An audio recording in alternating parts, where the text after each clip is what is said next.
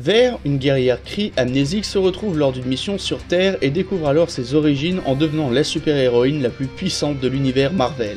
Ce qui fait évidemment de ce film un Uber Marvel, la valeur étalon de ce qu'est un film du Marvel Cinematic Universe. De l'action, de l'humour, un casting composé d'acteurs connus, une intégration marquée à l'univers partagé, et des effets visuels très réussis.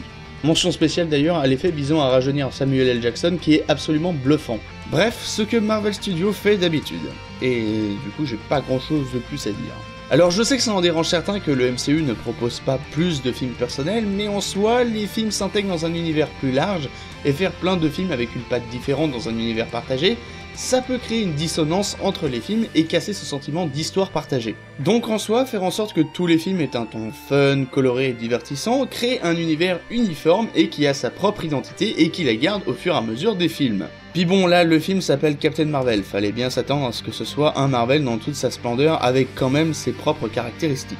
Déjà le fait que ce soit une super-héroïne comme personnage principal qui soit montrée à l'écran, ce qui n'est pas forcément une qualité en soi, mais ici, oui, car bien qu'il y ait un aspect féministe évident, il est assez subtil. Après, comme la plupart des films du MCU, ce sont les éléments du scénario qui enrichissent l'univers qui font la particularité du film.